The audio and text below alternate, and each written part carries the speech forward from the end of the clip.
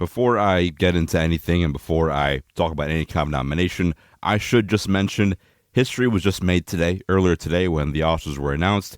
It's official. History is made. Sinners is now the most nominated movie ever at the Academy Awards with a staggering 15 nominations. And just to get into it just right away, not wasting any time, this means a lot to me. And this is definitely a very big achievement for the film industry. And I know I say it all the time, and a lot of people say it too. The Academy Awards don't matter. I mean, really, if we're just being honest, the Academy Awards don't matter. Just because a film does or does not win an Oscar doesn't make it good or bad. And you should not judge a movie or critique a movie purely based on this movie won this Oscar. I understand that already. I'm not an idiot. I mean, I am, but whatever. Just because a movie doesn't win an Oscar or gets nominated for an Oscar doesn't really matter. But still, the Academy Awards, it's one of the most prestigious stages in all of Hollywood, and it does matter to a lot of people, including myself.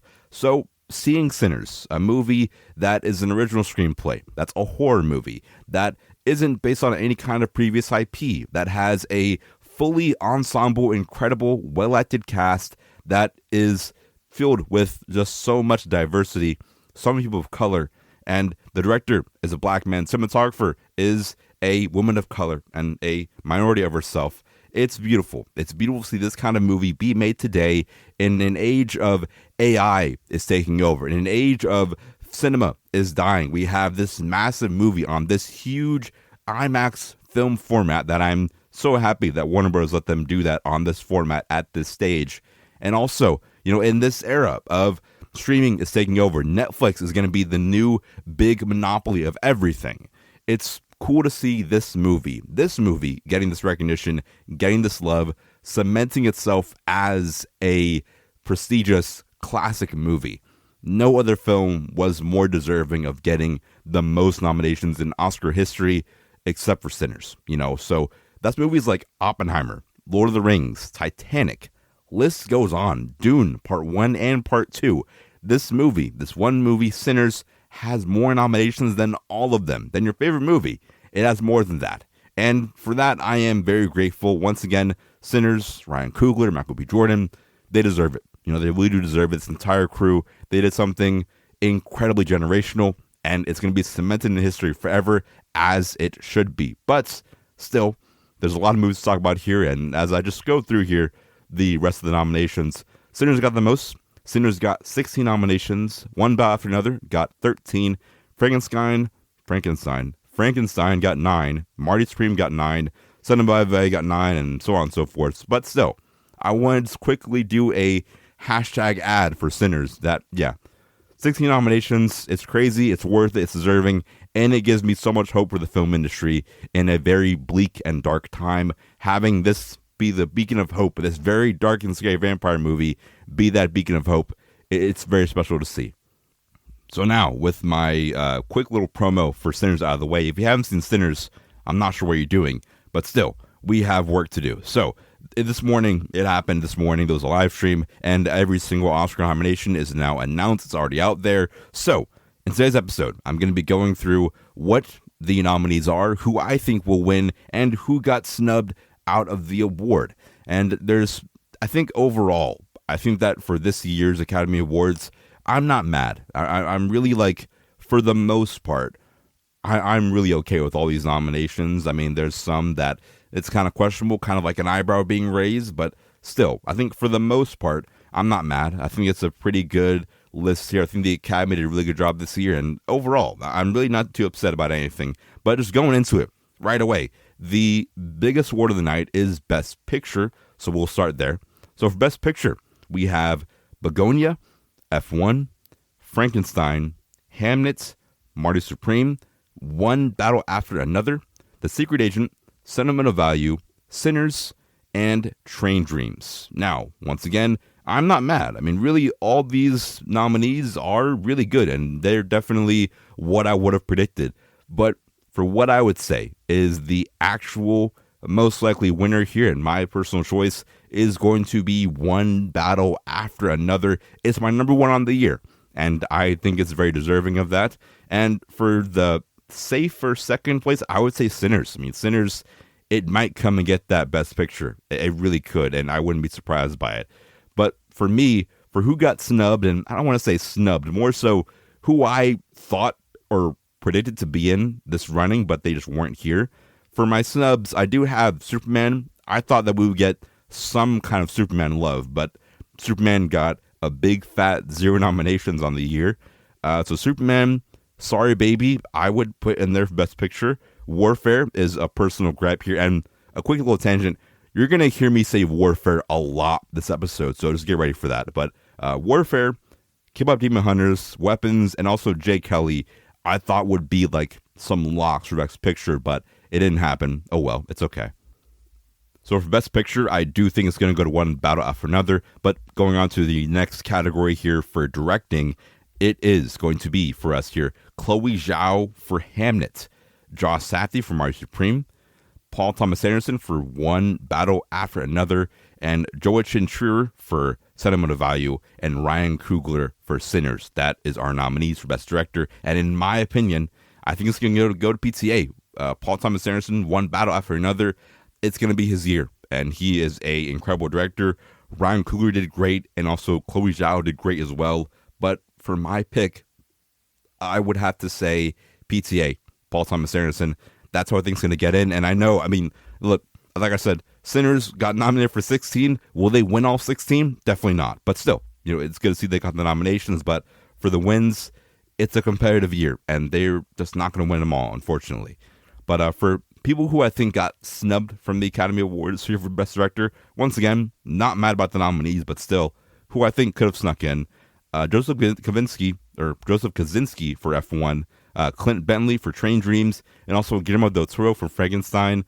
Those guys, I think, okay, they probably could have gotten in here, I really do think so. And I'm not mad. Like I said, I'm not mad at all that they're not in here, but still, for people who I thought would definitely be in there, I think they really should be. And also, Zach Kreger for Weapons, I think also could have maybe snuck in here for the Best Director award, but it's okay. Doesn't really matter. Moving on here for Best Actor in a Leading Role. This is one of my biggest ones here for snubs, but looking at our race here, it's who I thought would be in. Number 1, Timothée Chalamet, Marty Supreme. Number 2, Leonardo DiCaprio for One Battle After Another. Number 3, Ethan Hawke for Blue Moon. 4, Michael B. Jordan for Sinners. And Wagner Moura for The Secret Agent. Now, that is a solid running, a solid all-around running, and most likely the winner for this category will most likely be Marty Supreme. I said it before in my review for Marty Supreme. I'll say it here again. There's a lot of incredible performances from 2025. I mean, really incredible, great performances. But when it comes to actor in a leading role, it's Timothée Chalamet. All day long, it is him, no doubt about it. And I love Michael B. Jordan. Michael B. Jordan's a phenomenal actor. He's Michael B. Jordan. Also, Ethan Hawke is top 5 all-time actor for me right now. So, and Leo is Leonardo DiCaprio. And yeah, I know. But still, Timothée Chalamet, it's not close. Like, it's really not close for who gave the best performance in a movie for a leading man in a role. It's him. Like, there's no way around it. I love everyone here. Michael B. Jordan deserved the nomination. I'm really happy he got here, but he won't win. That's just how it is. And for snubs here, for the best actor in a leading role, who I thought was going to get in for sure was Joel Edgerton for Train Dreams. I mean, really, that was like a lock for me, but it didn't happen. I'm not sure how that happened at all. Number 2 for snubs, George Clooney for Jay Kelly. Also, I thought it would be a lock there too. Oscar Isaac for Frankenstein. I mean, yeah, once again, these are great performances. I'm like just confused on how they didn't get in. Josh O'Connor for Knives Out, I thought was going to be in there. The Rock in the Smashing Machine was a huge campaign and huge support for The Rock to finally get an Oscar nomination. But that, like really, that didn't happen. And I haven't seen Smashing Machine, but I'm like everyone said it's like one of the best of the year. I would have think that it would have gotten at least a nomination, but didn't happen. Jesse Plemons in Begonia, also not here. And a personal choice for me is also going to be Josh Brolin for Weapons. That was a great performance. If I snuck into the Academy Awards office, I would have just kind of written down on the little whiteboard Josh Brolin in Weapons so they can all see it. And they would be like, "What? Who put that there?" Let's put him in anyway. That's what I would do. But, Josh Brolin, he's not here, but I love him. He was great in that movie. Moving on to the actress in the leading role, we have Jessie Buckley in Hamnet. We do have Rose Byrne in If I Had Legs I'd Kick You. Kate Hudson in Song Some Blue. Renat Riensve in Sentimental Value. And also Emma Stone in Begonia. And if you know me, I've said it before, I'll say it again. Jessie Buckley is winning for this award. It's not a race. It's already hers. It's already hers. It's already written in time. It's already there. And I love every single actress here is phenomenal in their movies. I mean, Kate Hudson, I love seeing her get some praise and attention. I mean, it's Kate Hudson. Who doesn't love her? But it's really important to see that happen. That really, Jessie Buckley, it was her year. It's that performance. That's like the performance of the year. And it's going to go to her. But as for snubs for me, who are some snubs here for the category? I think Chase Infinity, that was like a big push as well for her in one battle, and that didn't happen. Eva Victor in Sorry Baby, I would have wanted some kind of Sorry Baby attention, but it didn't happen. Jennifer Lawrence in Die My Love was like, I thought at least a lock for the year, but that didn't happen either. Julia Garner in Weapons, I also thought would happen. And Gwyneth Paltrow in Marty Supreme, I was very confident on, but I was wrong, which is why I'm not in the Academy Awards Council. So that makes sense now. And just a random piece of history here. Emma Stone was nominated for Begonia, and I know I didn't say she would win, but still, Emma Stone is now the youngest woman in Oscar history to have 7 nominations, which is crazy. She is maybe the best actress of the 21st century. She is insane. It is it's Emma Stone. Like, she put herself up there in the Mount Rushmore in the Hall of Fame for actresses. She is insane, and what she's done is insane. Also, Timothée Chalamet is now the youngest male actor with 3 acting nominations. Had to throw that in there too. It's Timothée Chalamet. He is phenomenal. But moving on here into other nominations that we have here for the Oscars, it's a lot of really good ones. But for the actor in a supporting role, we do have Benicio del Toro in One Battle After Another. Jacob Elordi from Frankenstein. Delroy Lingo in Sinners is a massive win. I'm sorry. Moving on. Sean Penn in One Battle After Another. And also Stellan Skarsgård in Sentimental Value. Every single actor here is phenomenal and generational and extremely talented. I love everyone here. But Delroy Lingo, one, is phenomenal. That being here is insane. I love that so much. He deserves it so much. Benicio del Toro being here is also, it's Benicio del Toro. What are we doing? But for me, who I think is winning this award, it's Sean Penn. I said it before. I'll say it again. Sean Penn gave one of the best acting performances I've seen in my entire life. It's one of the best performances in all of film history. It is that good. It is going to go down as a top 10 villain performance ever in cinematic history. It is like on level of Heath Ledger's Joker, as Joaquin Phoenix Joker, as any villain, Hannibal Lecter. It's like that kind of performance. If you haven't seen it, I'm not sure what you're doing. It is that good, and he's going to win it. It's been, since I saw the movie, I knew from the first minute of screen time, oh yeah, he's winning an Oscar. Yep, absolutely. It's his award. It's his Oscar. It's not a debate. And now, for some nominees that I thought did get snubbed here from this category, William H. Macy from Train Dreams. I thought that was such a lock for me. I'm really upset by that one. But it's whatever. William H. Macy, I would, in general, I wanted more Train Dreams love, but that didn't happen, so oh well. Jack O'Connell in Sinners, I thought was a for sure lock. He was a highlight from that movie. Miles Canton in Sinners as well, I thought was going to happen, but it didn't. But the biggest snub for me was Paul Mescal in Hamnet. I didn't think he was going to win, respectfully. I didn't think he was going to win, but it's Paul Mescal. Really, Paul Mescal being left out? It hurts my soul, but, oh well. For the actress in a leading role, or actress in a supporting role, sorry, we have Elle Fanning in Sentimental Value, Igna Isbanter Lilis. I'm going to pretend I said that right. I didn't say it right, but I'm going to pretend I did. Sorry, I love her, but, I didn't say it right.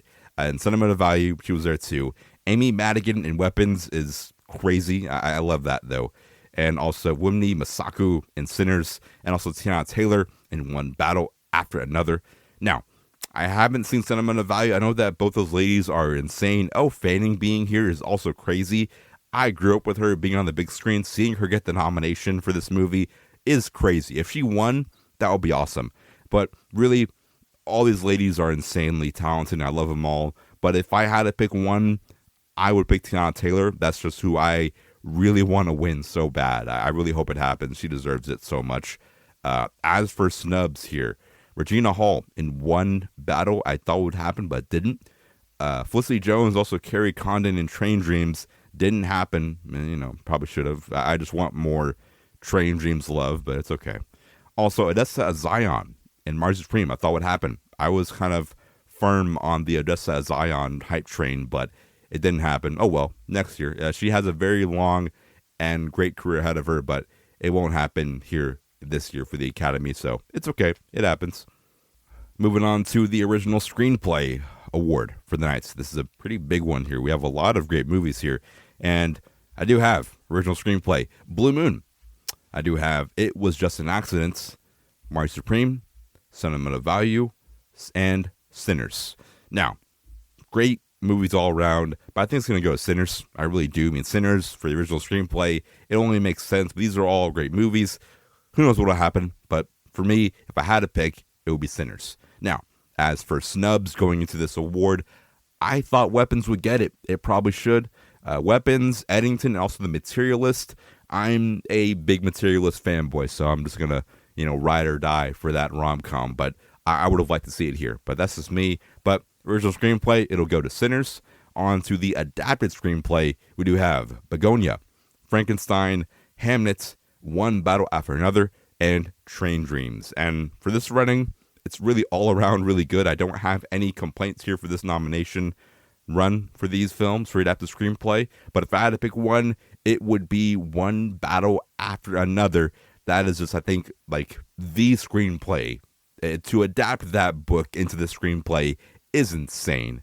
And PTA is PTA. He deserves this win for sure. He's been writing this movie for decades now, and to see him get this win for this one too, it will be super cool to see. Now, moving on to a brand new category here. We're in very uncharted territory. We have the Casting Award, which I'm not sure how this will be scored or how it'll be decided. I mean, is it decided based on how good everyone did their job? Is it decided on diversity? Is it decided on who got the most nominations in their movie for acting? I mean, I'm not quite sure how this one will work, but for the casting category, we do have Hamnet, Marty Supreme, One Battle After Another, The Secret Agent, and Sinners. Now, once again, I love all these films. All these films are phenomenal. I don't have any kind of snubs here. But if I had to pick one for the casting category, if we're kind of going off of they're going to vote for this one based on how good this ensemble is, how generational it is, how generational the film ended up being, I would kind of say Sinners for this one. It's kind of a weird one, uncharted territory, but if I had to, I would bet on Sinners every day of the week.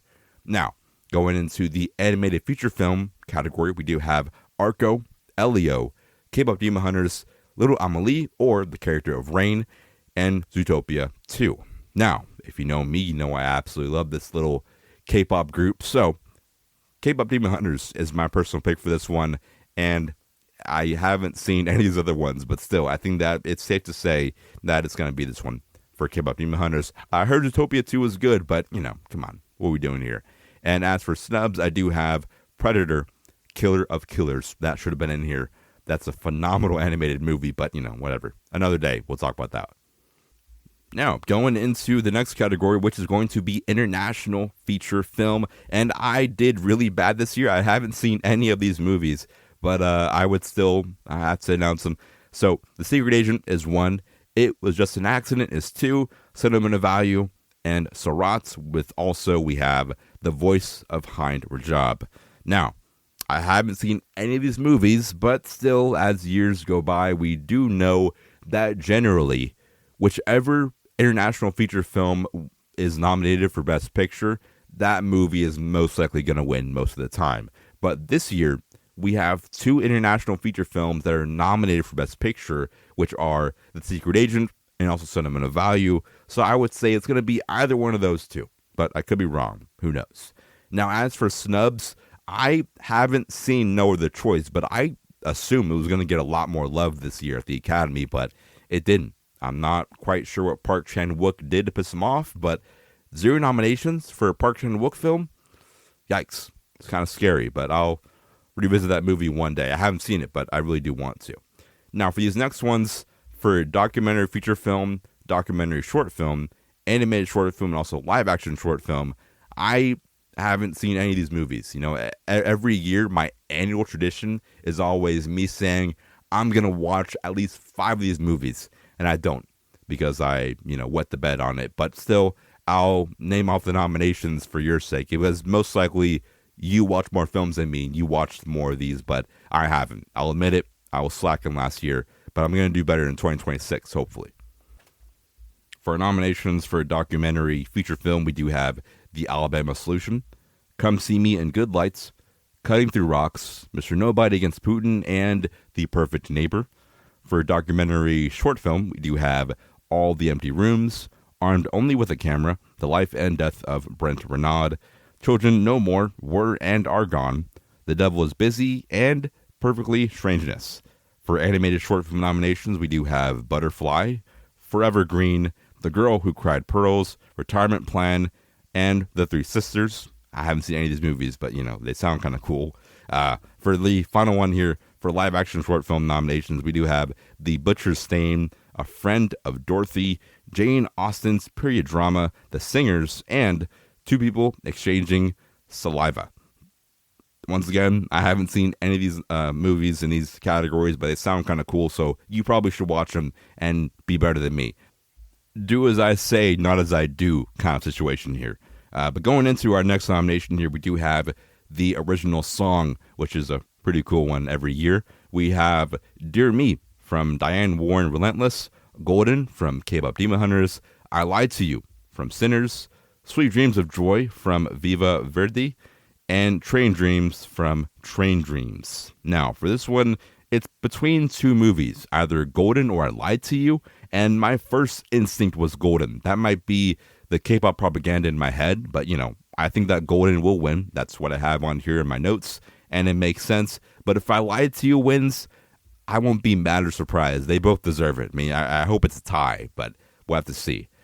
For Snubs, I do have Miley Cyrus for her song, and Avatar Fire and Ash was actually, I thought would be a nomination, but somehow it didn't get in. Don Toliver's song in F1 also should have gotten in, but it did not, so oh well. Moving on with music here, we do have original score for a film, which we have here in this category is Begonia, Frankenstein, Hamlet's One Battle After Another, and Sinners. Now, another case of incredible nominees, but in my opinion, Ludwig Göransson deserves every single Oscar. He is our next Hans Zimmer. He is our next John Williams. He is that kind of generational composer, and give him the Oscar, he deserves it. But Greenwood's score in One Battle was also really good, so I would give it to him too. But it's a toss-up. We have a lot of good nominees for this one, but original score, if I had to pick, it would be Sinners. For my personal choice in terms of snubs going into this one, I do have Mario Supreme's score was actually really good. I thought it would get in. The Train Dreams score, once again, I'm just really salty about the Train Dreams lack of attention this year, but whatever. And Superman also maybe should have gotten some love, but oh well, it's okay. In terms of sound design in a movie, we do have F1, Frankenstein, One Battle After Another, Sinners, and also Sirat. And for me, if I had to pick one, it would be F1. F1, it's a very sound-heavy movie. It makes the most sense for it to win. And I love Sinners. I love One Battle. But when it comes to sound design, it makes sense for Sinners to get the win here. So I would give it to that one. In terms of snubs, I would say Warfare. Once again, if you didn't watch Warfare with that IMAX sound ratio, oh man, you haven't seen the movie. That's a really good one to watch. And Warfare was nuts for the sound design, and not seeing it here at all was disappointing, but not too surprising. In terms of visual effects, we do have Avatar Fire and Ash, F1, Jurassic World Rebirth, The Lost Bus, and Sinners. And if there's ever an Avatar movie being released, it should win VFX. And I know I've said that Avatar is buns, a very bad movie, and a very disappointing film that's very bland and boring. But still, it does deserve the visual effects award. Any year we have an Avatar film, it should get that VFX award. Every year, the Avatar films are pushing boundaries with VFX, and it deserves it. It deserves the win here, so I'm not too mad about that one. In terms of snubs for who I thought would get in but did not, Superman, Fantastic Four, also How to Train Your Dragon, I thought would be here, but it is not. So that's upsetting, but it is what it is. Once again, no Superman love this year is upsetting. I was really upset by that, but it is what it is. Moving on to film editing. We have F1, Mario Supreme, One Battle After Another, Settlement of Value, and also Sinners. I think One Battle will most likely win for film editing. It's that kind of movie. One Battle After Another. Once again, I'm saying it one more time. Sinners got the 16 nominations, but it will not win all 16. That is definitely a fact. For snubs, I do have Train Dreams. Once again, I'm very serious about the Train Dreams love I have for that movie. And Sorry Baby's editing is also really good, and it's not here. Also, Sorry Baby deserves a lot more love than what it's getting. It's not getting any kind of nominations, so it deserves it, but maybe one day we'll get there. Moving on here to our next nomination, we do have costume design, which is a really big one.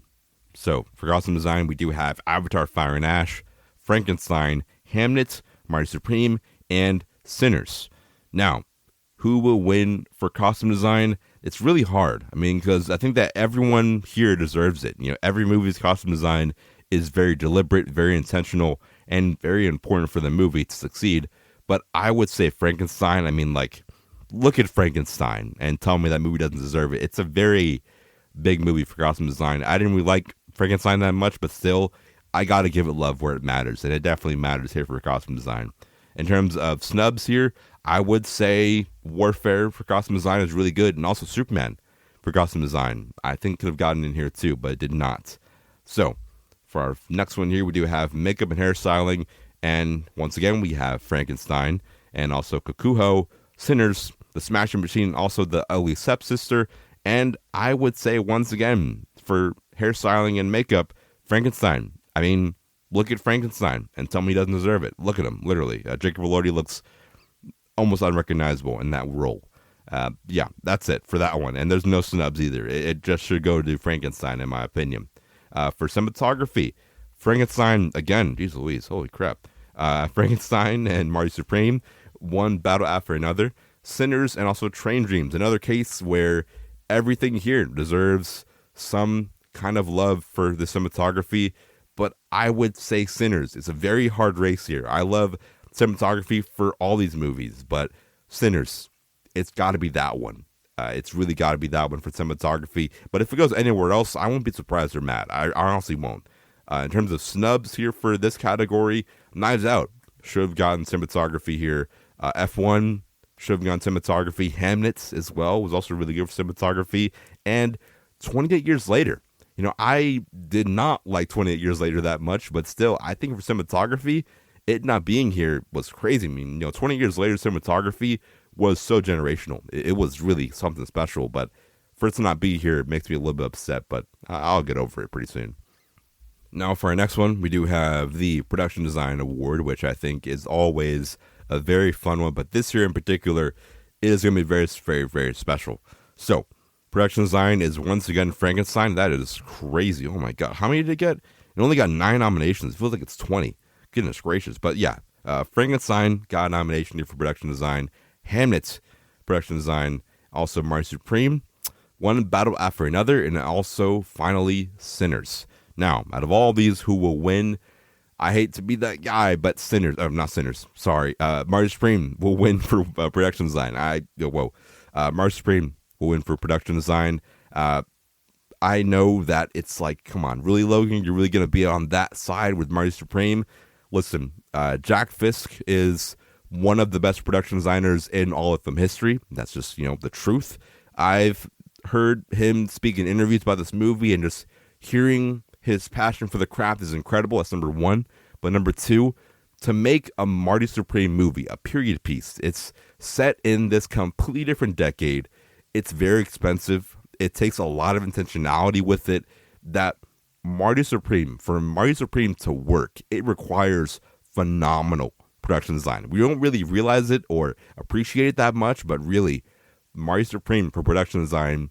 Give Jack Fisk his award. Give Jack Fisk his Oscar finally. He deserves it. And maybe I'll do a completely separate rant about production design with Marty Supreme later. But still, Marty Supreme, production design, Jack Fisk is incredible. He deserves it. But still, all these movies deserve it as well. I mean, every single movie in this entire race here for every single category is phenomenal. I wouldn't be mad if it went somewhere else, but really, I think that it belongs to Marty Supreme.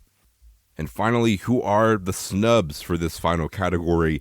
I think that for snubs in terms of production design, we'll go to F1. I mean, F1, literally, they were shooting alongside real life races at real life tracks. Like, you got to think that maybe production design there would at least deserve a nomination, right? I mean, they were shooting Daytona Speedways, like about a 30-minute drive from my house. They were shooting at a Rolex 24 race for the opening scene in the movie. That deserves some kind of nod for just incredible production value, for incredible production design. It at least should go there, I think, at least. And Warfare, it deserves some kind of production design credit. And also Train Dreams. Train Dreams, it's not even in my notes. I'm just still kind of salty about it. So yeah, Train Dreams deserved it as well for production design, but didn't get it. So those are the movies. Once again, going through them. Sinners is the most with 16 nominations, and also One Battle is at number 2 with 13. That's crazy. So if you haven't seen Sinners or One Battle, I'm not sure what you're doing. You got to get on that pretty quickly here. But still, we do have, I'll maybe link it down below. We have reviews for both those movies, respectively. I love both those films a lot. Those two movies are classics immediately. They're very important, very great pieces of cinema that you really need to watch. But that will just about do it for this running here. I mean, really, there's a lot of snubs to talk about. You know, there's a lot of really big snubs. I think that Paul Mescal, it's a really big snub that we didn't get anything from him. Jason Finity, nothing for her is very upsetting. Odessa Zion, what's that one movie called? No Other Choice, got 0 nominations.